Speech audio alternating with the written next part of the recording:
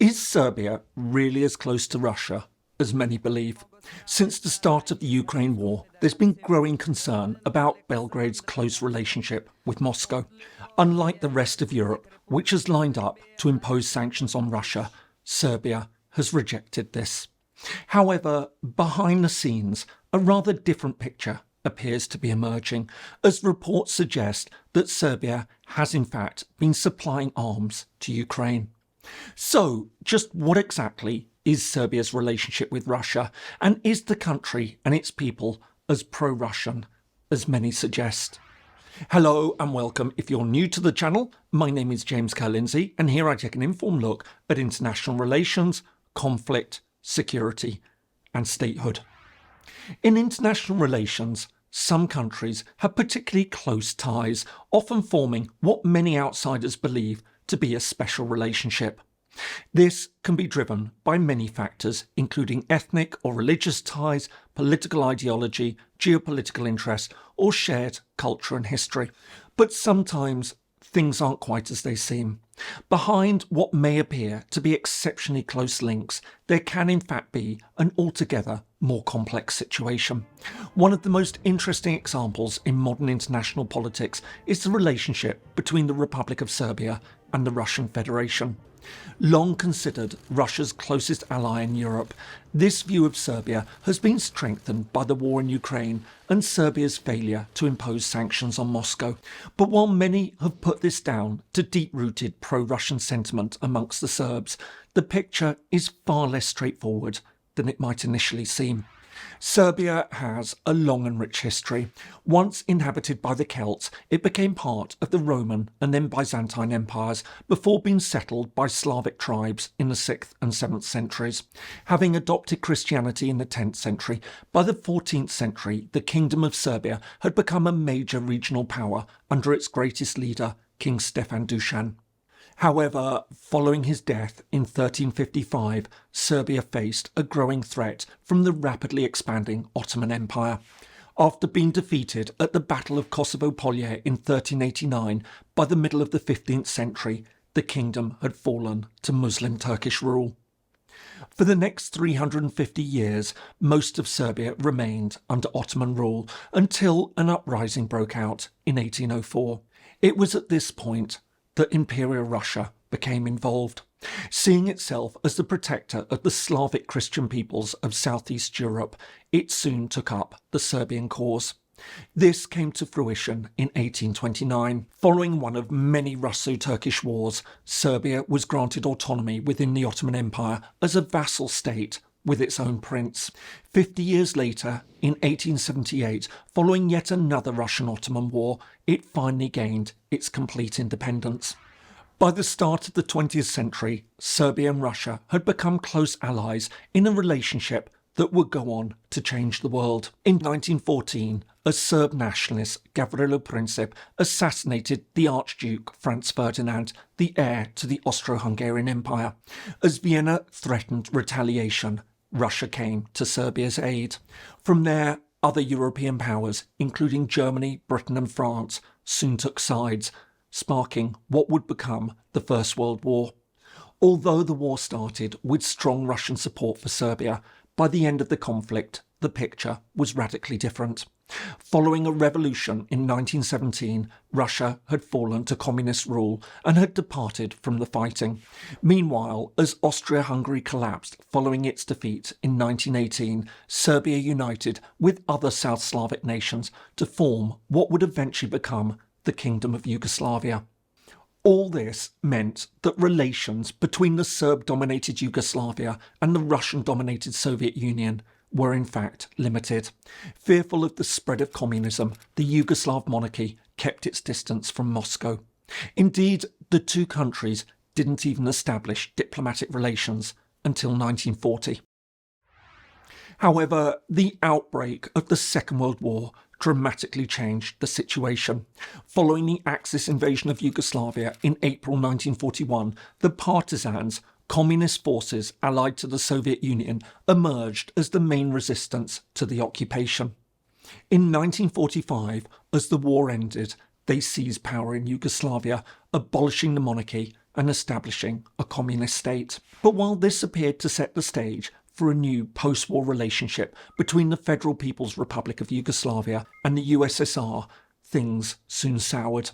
Following disagreements between the two leaders, Tito and Stalin, Yugoslavia broke away from the Soviet bloc in 1948.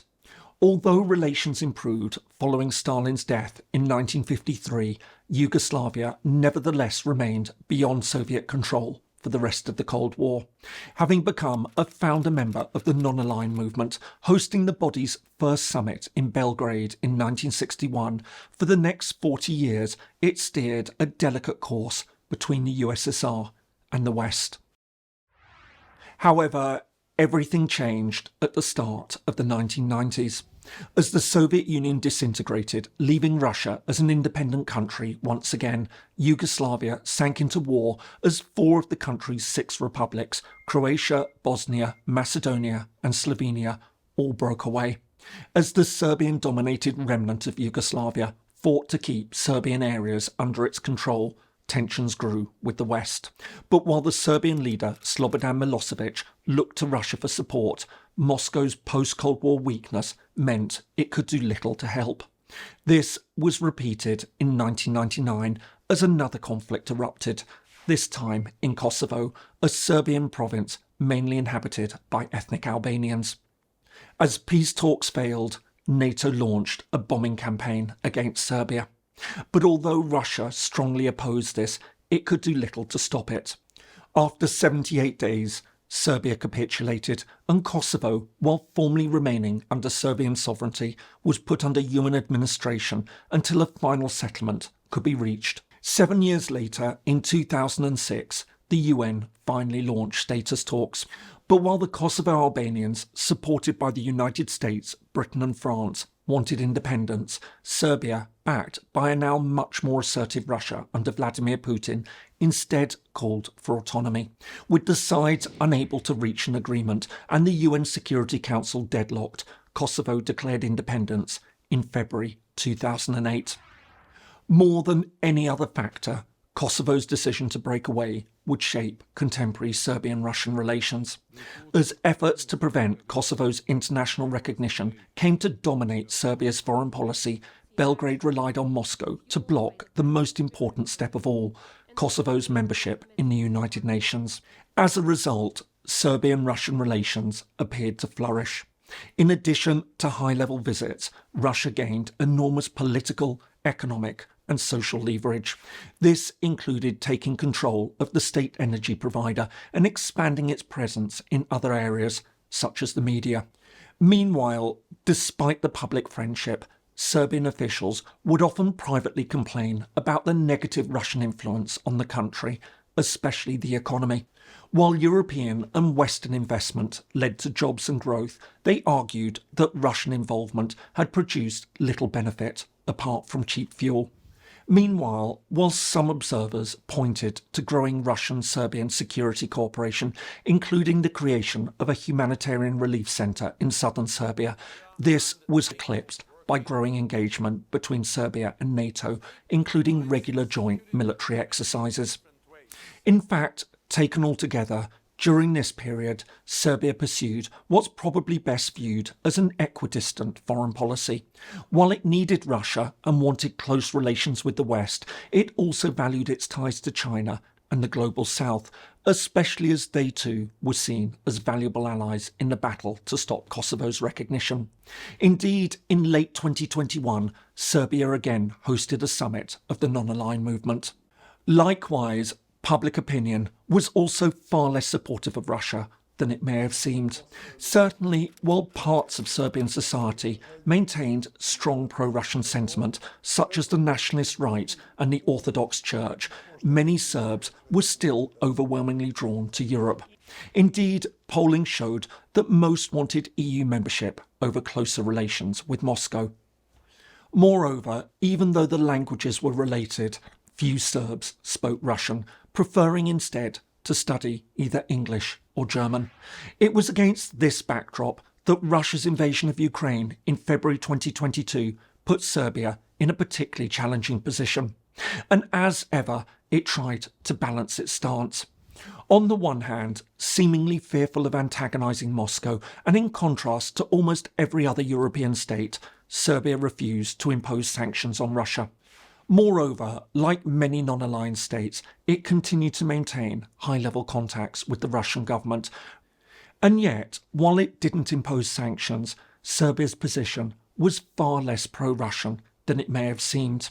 For a start, it openly condemned the Russian invasion.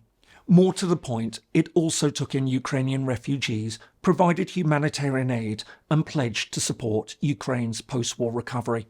However, the big revelation came in an article that appeared in the British Financial Times newspaper that Serbia, a major arms producer, had in fact supplied Ukraine with over $800 million worth of ammunition. But while some observers now argued that Serbia had in fact thrown its support behind Ukraine, the Serbian government continued to insist that its relationship with Russia remains strong.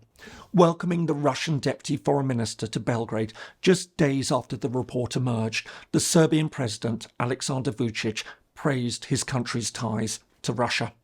Meanwhile, the new Serbian government, formed just several months earlier, included several figures with extremely close links to Russia. This included Aleksandar Vulin, the Deputy Prime Minister, who's been sanctioned for his ties to Moscow. So, how should we read all this? Is Serbia really as pro-Russian as many suggest?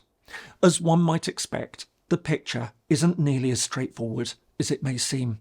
For a start, the argument that Serbia is simply reverting to its traditional pro-Russian sympathies has deep flaws.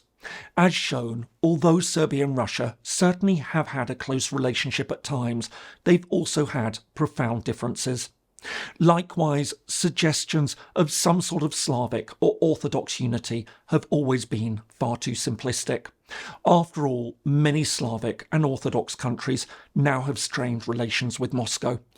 But equally, the argument that Serbia's relationship with Moscow is merely driven by Kosovo doesn't quite add up either. After all, even if Serbia did turn against Moscow, it seems highly unlikely that Russia would reverse its position and give the West a unilateral win on such an important issue at this stage. Instead, the real issue seems to be changing public opinion, but not quite in the way that many might imagine. The West's decision to support Ukraine's use of force to protect its territorial integrity after having bombed Serbia for doing the same has fed anger and accusations of double standards. Faced with this, many seem to be taking Russia's side, not so much as an endorsement of Moscow, but rather as a protest against the West.